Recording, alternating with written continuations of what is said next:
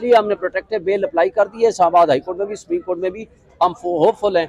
आज आ जाएं, कल आ जाएं, परसों आ जाएं, 2-3 दिन से ज़्यादा नहीं लगेगा, होपफुल हैं। बाकी हमारी लॉ इन्फोर्समेंट एजेंसीज, हमारी इस्टेब्लिशमेंट, हमारे निज़ाम इंसाफ के बाकी तमाम पुर्जे इंक्लूडिंग जजेस, देखते हैं कि वो क्या पॉजिटिव रोल अदा करते हैं। जो रिहाई की रोकथाम है, आपको लगता है कि आज ही सारा कुछ ये प्रोसेस पूरा हो जाएगा?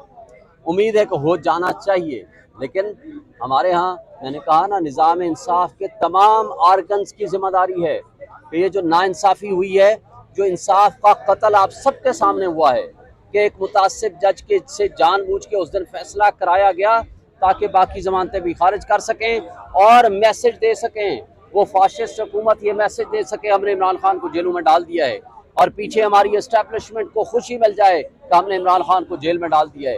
भाई, इस खुशी के नतीजे में अवाम को आपने क्या दिया? पूरे पाकिस्तान की 25 करोड़ अवाम आज खाने को तरस रही है।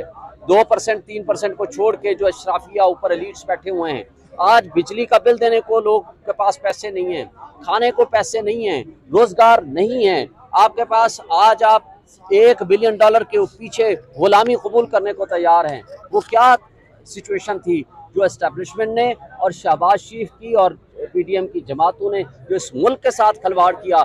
आप 16 महीने 17 महीने का आप रिजल्ट सामने देख लो जो कुछ हुआ है, और ये सारा रिजल्ट ये कहता है कि इस मुल्क की नेशनल सिक्योरिटी भी कंप्रोमाइज़ हो गई है, आज इस मुल्क की सलामती भी कंप्रोमाइज़ हो गई है, आज इस मुल्क का गरीब आवाम की बका कंप्रोमाइज़ हो गई है। वो तभी मुमकिन है कि इस जबर और खौफ की फ़िज़ा को ख़त्म करें, फ्री एंड फेयर इलेक्शन कराएं और हर एक को मौका दें, लेवल प्लेइंग फील्ड दें और 90 डेज़ में इलेक्शन कराएं, वरना इस बेयकीनी की कैफियत ने इस मुल्क को मजीद तबाही के दहाने में फेंक देगी, जिससे वापसी के रास्ते भी मुमकिन नहीं होंगे। रिटर्न फैसला जो है अभी आना बाकी है। जज साहब ने कहा है सिर्फ अलाउड। आपको लगता है होम्योपैथिक से पहले वाली की तरह दोबारा से कोई रिटर्न फैसले में झोल होगा? जब तक फैसला ना आए हम कमेंट अभी कर नहीं सकते। भाई, अच्छा ये बताइएगा कि शुरू से लेकर तक बड़ी बड़ी काविशें, बड़ी मेहनत है आपकी इस सारे केस के पीछे, आपको आज कैसा महसूस हो रहा है?